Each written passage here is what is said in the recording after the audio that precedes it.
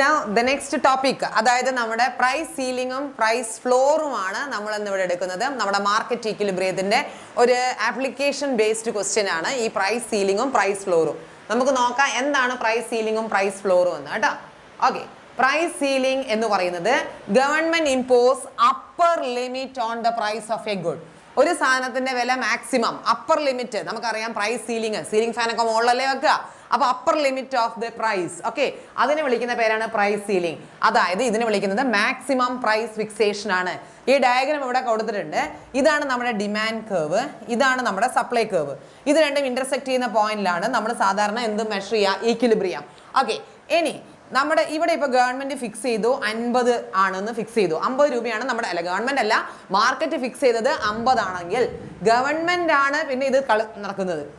ഈ price ceiling എന്ന് പറയുന്നത് ഗവൺമെന്റ്. അപ്പർ ലിമിറ്റ് എന്ന് പറഞ്ഞാൽ നിങ്ങൾ ചിന്തിക്കരുത് 50-നേക്കാളും മുകളിൽ വില ഗവൺമെന്റ് കൊടുക്കാന്നല്ല, അതെന്ത് ഗവൺമെന്റ് ആണ് അല്ലെ. അപ്പൊ അതെന്ത് ചെയ്യാണ്, ആ വിലയേക്കാളും മാർക്കറ്റ് ഈക്വിലിബ്രിയത്തിനേക്കാളും താന്നൊരു വിലയായിരിക്കും ഗവൺമെന്റ് പ്രൈസ് സീലിംഗ് ഫിക്സ് ചെയ്യുക. ഇത് മെയിൻ ആയിട്ട് ആരെ പ്രൊട്ടക്ട് ചെയ്യാനാണെന്ന് അറിയോ മക്കളെ? It is mainly to protect our കൺസ്യൂമേഴ്സിനെ പ്രൊട്ടക്ട് ചെയ്യാനാ.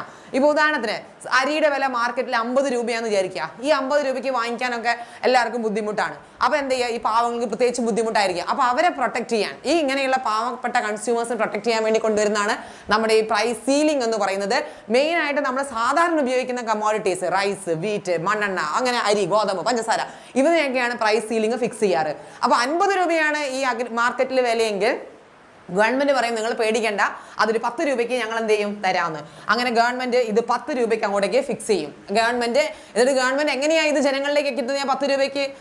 മാർക്കറ്റ്, അതായത് നമ്മുടെ റേഷൻ ഷോപ്പുകളിലൂടെ, നീതിന്യായ സ്റ്റോർ വഴിയും ഒക്കെ സഹകരണ സ്ഥാപനങ്ങൾ വഴിയും ഗവൺമെന്റ് എന്ത് ചെയ്യും, ഈ 10 രൂപയ്ക്ക് സാധനം കൊടുക്കും.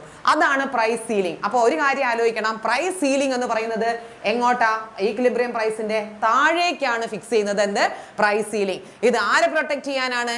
കൺസ്യൂമേഴ്സിനെ പ്രൊട്ടക്ട് ചെയ്യാനാണ്. ഇനി നമ്മൾ ഇത് പഠിക്കുമ്പോൾ ഇതിന്റെ എന്തൊക്കെയാണ്, ഗവൺമെന്റ് ഇങ്ങനെ ഒരു പ്രൈസ് സീലിംഗ് കൊണ്ടുവന്നാൽ അതിന്റെ ഇമ്പാക്ട് എന്താണ്, കോൺസിക്വൻസസ് എന്താണ്, എഫക്ട്സ് എന്താണെന്ന് നമുക്കറിയണം. അപ്പൊ സാധനത്തിന് വില കുറഞ്ഞു കഴിഞ്ഞാൽ ഇവിടെ എന്ത് സംഭവിക്കുന്ന അറിയോ, എക്സസ് ഡിമാൻഡ് വരും.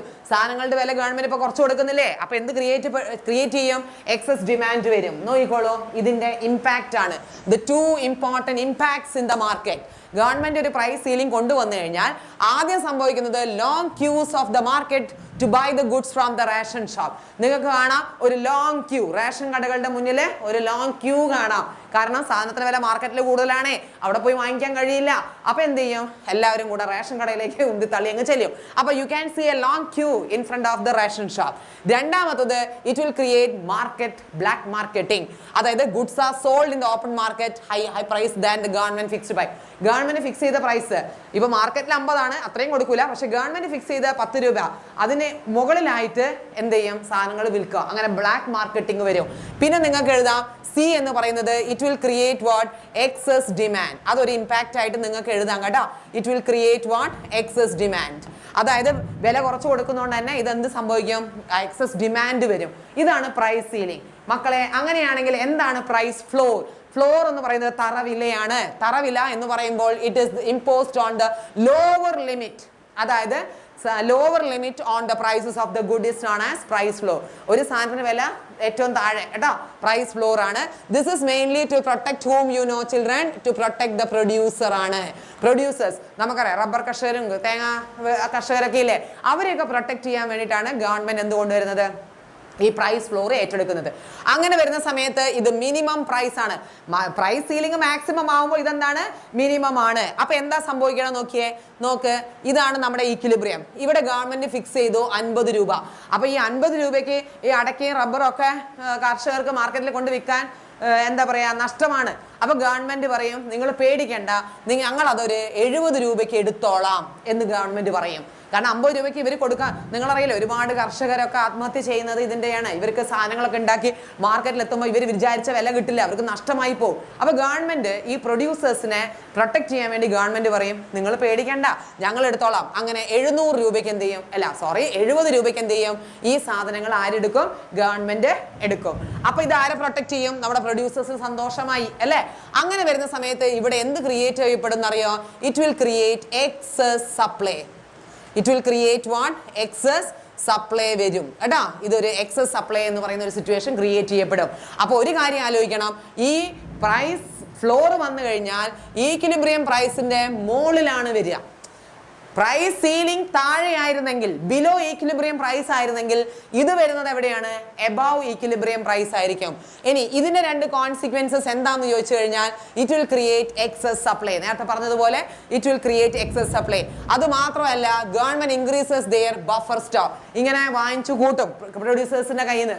ഇത് കൊണ്ടുവന്നിട്ട് ഗവൺമെന്റ് എന്ത് ചെയ്യും? ഒരു ബഫർ സ്റ്റോക്ക്, അതായത് സാധനങ്ങളുടെ എന്താ പറയാ ക്രിയേഷൻ. നിങ്ങൾക്കറിയാം CI ഗോഡൌണിലൊക്കെ കണ്ടില്ലേ, സാധനങ്ങളൊക്കെ കണ്ടില്ലേ, അങ്ങനെ ഒരു ബഫർ സ്റ്റോക്ക് ക്രിയേഷൻ ഗവൺമെന്റ് കൊണ്ടുവരും. എന്നിട്ട് ഇല്ലാത്ത സമയത്ത് ഇടുന്നത് സപ്ലൈ ചെയ്യും കേട്ടോ.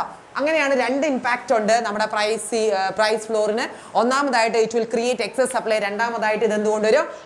Buffer stock. മക്കളെ, ഇനി നമുക്ക് പഠിക്കാനുള്ളത് രണ്ടിന്റെയും ഡിഫറൻസ്. ഓക്കെ, രണ്ടിന്റെയും ഡിഫറൻസ്. അപ്പൊ നോക്കിക്കേ, ഞാനിവിടെ പ്രൈസ് സീലിംഗ് ആണ് എഴുതുന്നത്, ഇപ്പുറത്ത് ഞാൻ പ്രൈസ് ഫ്ലോർ എഴുതുന്നു. അപ്പൊ രണ്ടിന്റെയും ഒരു 5 ഡിഫറൻസ് എങ്കിലും യു ഷുഡ് സ്റ്റഡി. ഓക്കെ, അപ്പൊ ഒന്നാമത്തത്, ഇത് പ്രൈസ് സീലിംഗ് എന്ന് പറയുന്നത് എന്താണ്? ബിലോ ഈക്വിലിബ്രിയം പ്രൈസ് ആണ് അല്ലെ? Below equilibrium price. അങ്ങനെയാണെങ്കിൽ ഇതെന്താണ്? ഇതെന്തായിരിക്കും? എബവ് ഈക്വിലിബ്രിയം പ്രൈസ് അല്ലെ? ഇത് എബവ് ഈക്വിലിബ്രിയം പ്രൈസ് ആണ്. ഇത് ഒന്നാമത്തെ ഡിഫറൻസ് ആണ്. രണ്ടാമത്തെ difference, this is mainly to protect whom? This is mainly to protect our consumer അല്ലെ? കൺസ്യൂമറിനെ പ്രൊട്ടക്ട് ചെയ്യാനാണെങ്കിൽ ഇത് മക്കളെ ആരെ പ്രൊട്ടക്ട് ചെയ്യാനാണ്? മെയിൻലി ടു പ്രൊട്ടക്ട് അവർ പ്രൊഡ്യൂസേഴ്സിനെ പ്രൊട്ടക്ട് ചെയ്യാനാ. ഇനി ഇത് വന്നു കഴിഞ്ഞാൽ, ഓക്കെ, കൺസ്യൂമർ ഇത് വന്നു കഴിഞ്ഞാൽ എന്ത് സംഭവിക്കും? It will create excess demand അല്ലേ? ഇത് വന്നു കഴിഞ്ഞാൽ എക്സസ് ഡിമാൻഡ് വരും. പക്ഷെ ഇത് വന്നു കഴിഞ്ഞാൽ എന്താ വരിക? എക്സസ് സപ്ലൈ അല്ലേ? ഇത് വന്നു കഴിഞ്ഞാൽ എക്സസ് സപ്ലൈ വരും. ക്ലിയർ? ഇനി നാലാമത്തത്, ഇത് മെയിൻ ആയിട്ട് ഏത് ക്രോപ്സ് ആയിരിക്കും ഇതിനകത്ത് ഇൻക്ലൂഡഡ്? ഫുഡ് ക്രോപ്സ് ആയിരിക്കും. അതായത് നമ്മുടെ അരി, ഗോതമ്പ് അങ്ങനെയുള്ള നെസസറി കമോഡിറ്റീസ് ആണ് കേട്ടോ. വളരെ അത്യാവശ്യം വേണ്ട സാധനങ്ങൾക്കാണ് ഇത് ഇമ്പോസ് ചെയ്യുക. നേരെ മറിച്ച് ഇത് മെയിൻ ആയിട്ട് ആരെയായിരിക്കും? ക്യാഷ് ക്രോപ്സ് ആയിരിക്കും. അതിനാണ് നമ്മൾ സാധാരണ പ്രൈസ് ഫ്ലോർ ഉണ്ടാക്കുക.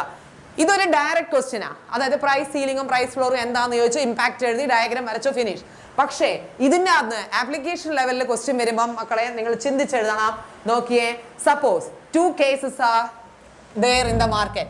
മാർക്കറ്റിലെ 2 കേസസ് പറയുകയാണ്. ഒന്നാമത്തെ കേസ് എന്താണെന്ന് അറിയോ?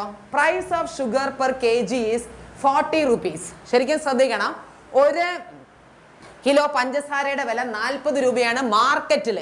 അവ മാർക്കറ്റ് ഫിക്സ് ചെയ്ത വില എത്രയാണ്? 40 രൂപയാണ്. But government fixes it price 35 per kg. അങ്ങനെയാണെങ്കിൽ മക്കളെ നോക്കിയേ, നമ്മുടെ ഡയഗ്രാം എങ്ങനെ ഇരിക്കും? ഇതാണ് നമ്മുടെ ഡിമാൻഡ്, ഇതാണ് നമ്മുടെ സപ്ലൈ. ഗവൺമെന്റ് ഫിക്സ് ചെയ്തത് എത്രയാന്നാ പറയുന്നേ? ഗവൺമെന്റ് ഫിക്സ് ചെയ്ത മാർക്കറ്റ് പ്രൈസ് 40 ആണ്. അപ്പൊ മാർക്കറ്റ് പ്രൈസ് 40 എന്ന് പറയുമ്പോൾ ഇവിടെയാണ് 40 അല്ലേ? പക്ഷേ മാർക്കറ്റ് ഫിക്സ് ചെയ്താണ് കേട്ടോ. ഓൾറെഡി മാർക്കറ്റിലുള്ള വിലയാണ് 40. പക്ഷേ government fixes it price 35 per kg. Government എത്രയാ ഫിക്സ് ചെയ്തത്? 35. അപ്പൊ 35 എന്ന് പറയുമ്പോൾ 40 താഴെയല്ലേ വരേണ്ടത്? ഇവിടെയല്ലേ 35 വരേണ്ടത്? ഇത് ഏത് ഡയഗ്രമാണ്? ഇത് ഏത് ഡയഗ്രമാ? Price ceiling. This is price ceiling. അപ്പൊ ഇത് പ്രൈസ് സീലിംഗ് ആണെന്ന് മനസ്സിലായല്ലോ. എങ്ങനെ മനസ്സിലായി എന്ന് ചോദിച്ചാൽ ഈ സ്റ്റേറ്റ്മെന്റ് വായിച്ചാൽ മതി. Price of sugar per kg is 40. Government fixes it price 35. അപ്പൊ മാർക്കറ്റ് കൊടുത്തത് 40 ആണ്, ഗവൺമെന്റ് ഫിക്സ് ചെയ്ത് 35. ഈക്വിലിബ്രിയം പ്രൈസിന് താഴെയല്ലേ വന്നത്? അത് പ്രൈസ് സീലിംഗ് ആണ് കേട്ടോ. രണ്ടാമത്തെ കേസ് നോക്കൂ. The market price is quintal 20,000. Market പറഞ്ഞ വില, മാർക്കറ്റിലുള്ള വില 20,000. But government fixes as 2,500. Government എത്രയാ പറയുന്നത്? 2,500. ഞാനത് ഇവിടെ വരയ്ക്കാം. ഇതാണ് നമ്മുടെ ഡിമാൻഡ് കർവ്, ഇതാണ് നമ്മുടെ എന്ത്? Supply curve. മക്കളെ ഇത് നോക്കിയേ. ഓ, ഇതാണ് നമ്മുടെ 20,000 rupees ആണ് ആര് പറഞ്ഞ വില? നമ്മുടെ മാർക്കറ്റ് പറഞ്ഞ വില. ഗവൺമെന്റ് എത്രയായിട്ടാ ഫിക്സ് ചെയ്യുന്നത്? ഗവൺമെന്റ് ഫിക്സ് ചെയ്യുന്നത് എത്രയാണ്? 25,000. അപ്പൊ ഈക്വിലിബ്രിയം പ്രൈസിന്റെ മുകളിലല്ലേ വന്നത്? അങ്ങനെയാണെങ്കിൽ ഇതെന്താണ്? Price floor. കണ്ട? അപ്പൊ രണ്ടുമായി. അപ്പൊ ഇങ്ങനെ നിങ്ങൾ ഐഡന്റിഫൈ ചെയ്തെടുക്കണം. അതാണ് നമ്മുടെ ആപ്ലിക്കേഷൻ ലെവലിൽ ക്വസ്റ്റ്യൻ. ഓക്കെ, പേടിക്കാനൊന്നുമില്ല. നമ്മുടെ കോൺസെപ്റ്റ് ക്ലിയർ ആണ്. പ്രൈസ് സീലിംഗും പ്രൈസ് ഫ്ലോറിനും ഇത് നല്ലപോലെ എഴുതാം. ഇനി identify the price policies of government in this two. അപ്പൊ ആദ്യത്തേത് പ്രൈസ് സീലിംഗ് ആണ്, രണ്ടാമത്തത് പ്രൈസ് ഫ്ലോർ ആണ്. അത് ഡയഗ്രാം വരച്ചു നോക്കിയാൽ നിങ്ങൾക്ക് സുഖമായിട്ട് എഴുതാം, ഡയഗ്രാം കിട്ടും. എന്നിട്ട് describe the impact of these policies in the market with suitable diagram. അപ്പൊ ഡയഗ്രാം വരയ്ക്കാൻ പറഞ്ഞപ്പോൾ ഞാൻ എന്താ ഡയഗ്രാം വരച്ചത്. ഇതാണ് പ്രൈസ് സീലിംഗിന്റെ ഡയഗ്രാം, ഇതാണ് പ്രൈസ് ഫ്ലോറിന്റെ ഡയഗ്രാം. എന്നിട്ട് മക്കൾ എന്ത് ചെയ്യണം, ഇതിന്റെ ഇമ്പാക്ട്സ് എഴുതണം. ഓക്കെ, ഇതിന്റെ ഇമ്പാക്ട്സ് എഴുതണം. അതേപോലെ ഇതിന്റെയും എന്ത് എഴുതണം, ഇമ്പാക്ട്സ് എഴുതണം. ഇതിന്റെ രണ്ടിന്റെ ഇമ്പാക്ട്സ് ഞാൻ മിസ് പറഞ്ഞു തന്നിട്ടുണ്ട്. ഏതാണ്? യെസ്, അതായത് പ്രൈസ് സീലിംഗിന്റെ ഇമ്പാക്റ്റ് ആണ് long queue in the ration shop, black മാർക്കറ്റിംഗും എക്സസ് ഡിമാൻഡും. അതേപോലെ നമ്മുടെ പ്രൈസ് ഫ്ലോറിന്റെ ഇമ്പാക്റ്റ് ആണ് എക്സസ് സപ്ലൈയും ബഫർ സ്റ്റോക്കും. ക്ലിയർ? അപ്പൊ ഇതാണ് നമ്മുടെ പ്രൈസ് സീലിംഗും പ്രൈസ് ഫ്ലോറും. ഒരു ഇമ്പോർട്ടന്റ് ആയിട്ടുള്ള ഒരു ആപ്ലിക്കേഷൻ ബേസ്ഡ് ക്വസ്റ്റ്യൻ ആണ് നമ്മുടെ മാർക്കറ്റ് ഈക്വിലിബ്രിയത്തിലെ പ്രൈസ് സീലിംഗും പ്രൈസ് ഫ്ലോർ. ഇതുവരെ ചോദിച്ചതൊക്കെ ഡയറക്റ്റ് ക്വസ്റ്റ്യൻ ആയിരിക്കും, പക്ഷേ ഇപ്രാവശ്യം ആപ്ലിക്കേഷൻ ലെവലിൽ ചോദിച്ചു കഴിഞ്ഞാൽ സെന്റൻസ് വായിച്ച് നോക്കിയിട്ട് ഇത് എന്തായാലും പ്രൈസ് സീലിംഗോ പ്രൈസ് ഫ്ലോറേ വരൂ, അതല്ലാതെ വേറെ ഒരു ഇതും നിങ്ങൾ പഠിക്കുന്നില്ല. അപ്പൊ ശരിക്കും ചിന്തിക്കണം, ഇതിൽ ഏതായിരിക്കാം പ്രൈസ് സീലിംഗ്, ഏതാണ് പ്രൈസ് ഫ്ലോർ എന്ന് സെന്റൻസ് വായിച്ച് മനസ്സിലാക്കുക. ഓക്കെ.